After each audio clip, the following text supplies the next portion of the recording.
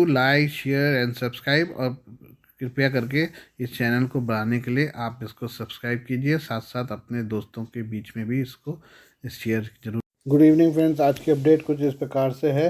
अरब सागर में सोमालिया तट पर अगवा किए गए जहाज़ से 15 भारतीयों को बचाकर इंडियन नेवी के जांबाज कमांडो ने फिर अपनी ताकत का लोहा मनवा लिया है।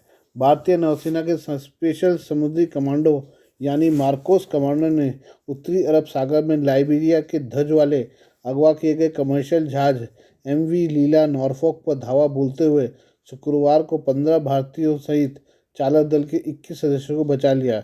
इस जहाज को कुछ हथियारबंद समुद्री डकैतों ने अगवा कर लिया था, मगर भारतीय नौसेना ने भारतीय नागरिकों को बचाने के लिए युद्धपोत INS चेन्नई, समुद्री गश्ती विमान, हेलीकॉप्टर और P-8I और लंबी दूरी के विमान और प्रेडेटर MQ-9 भी ड्रोन तैनात किए थे।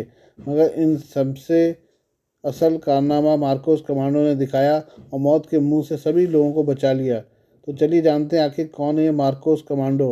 दरअसल मार्कोस कमांडो को समंदर का सिकंदर भी कहा जाता है। पानी में मौत को मात देने की इस कमांडो को महारत हासिल है।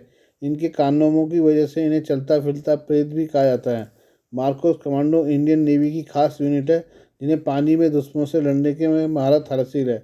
वैसे तो इन्हें मार्कोस कहा जाता है, मगर अत्यधिक तौर पर इन्हें मरीन कमांडो फोर्स कहा जाता है।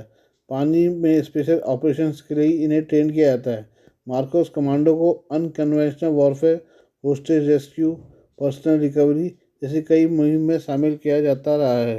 कब अस्तित्व में आया मार्कोस कमांडो? दरअसल मार्कोस कमांडो यानी मरीन कमांडो फोर्स का गठन साल 1987 में हुआ था। इससे पहले 70 के दशक में भारत पाकिस्तान का युद्ध हुआ था।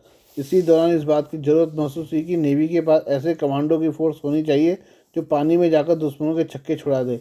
इस सोच ने 1986 में आकार लेना शुरू किया। नेवी ने मैरीटाइम स्पेशल फोर्स की योजना शुरू की। इसका उद्देश्य ऐसे कमांडो तैयार करना था जो खास ऑपरेशन जैसे काउंटर टेररिज्म मुहिम चला सके। इसके एक साल बाद ये यूनिट अस्तित्व में आई। तब से किसी भी मुश्किल घड़ी में इसी टीम को भेजा जाता है। हालांकि 1991 में इसका नाम मरीन कमांडो फोर्स MCF कर दिया गया। इनकी ट्रेनिंग होती है काफ़ी टफ। मार्कोस कमांडो बनना कोई सामान्य बात नहीं है। इसकी ट्रेनिंग इतनी टफ होती है कि ट्रेनिंग के दौरान ही कई जवान हार मान जाते हैं। कहा जाता है कि इसकी 2.5 से 3 सालों तक लगातार खतरनाक ट्रेनिंग चलती है जिसमें मौत से लड़ना सिखाया जाता है। इस ट्रेनिंग के दौरान जितनी शक्ति दिखाई जाती है उतनी शायद ही सेना के किसी अन्य विंग में हो। ट्रेनिंग के दौरान जवानों को हर तरह से मजबूत बनाया जाता है। उन्हें यह सिखाया जाता है कि कैसे मौत के जबड़े से ज़िंदगी को छीनना है। इन्हें केवल इंडियन नेवी ही नहीं बल्कि ब्रिटिश और अमेरिकन नेवी के ट्रेनरों से भी ट्रेनिंग दिलवाई जाती है। इस टीम में ज़्यादातर 20 से 22 साल के युवाओं को लिया जाता है। किन किन ऑपरेशंस में ले चुके हैं हिस्सा? मार्कोस कमांडो ज़्यादातर पानी के भीतर के ऑपरेशन अंजाम देने के लिए होते हैं।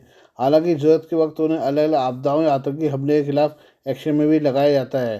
केदारनाथ आपदा के दौरान भी इस कमांडो को देखा गया था।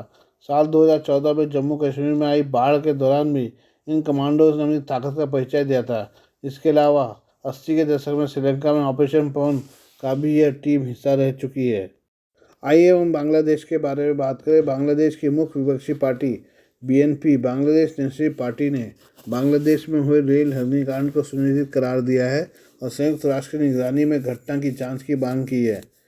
शुक्रवार को बांग्लादेश के बेनापोल इलाके में बेनापोल एक्सप्रेस के 4 डिब्बों में आग लग गई थी। इस घटना में 4 लोगों की मौत हो गई। बेनापोल की सीमा भारतीय राज्य पश्चिम बंगाल से लगती है। जब ट्रेन अपने गंतव्य पर पहुंचने वाली ही थी तभी राजधानी ढाका के कमालपुर रेलवे स्टेशन पर ट्रेन में आग लग गई। बांग्लादेश के रेलवे अधिकारियों ने बताया कि ट्रेन में अधिकतर यात्री भारत से लौट रहे थे। घटना पर बांग्लादेश की मुख्य विपक्षी पार्टी BNP के वरिष्ठ नेता रुहुल कबीर रिजवी ने चिंता जाहिर की। उन्होंने कहा कि ट्रेन में कुछ उपद्रवियों द्वारा आग लगाने की घटना हृदय विदारक है। ट्रेन बेनापोल से ढाका जा रही थी। BNP नेता ने आरोप लगाया कि यह एक सुनियोजित घटना थी। उन्हें घटना को मानवता के खिलाफ निर्दयी प्रताड़ना बताया और घटना की जांच संयुक्त राष्ट्र की निगरानी में कराने की मांग की।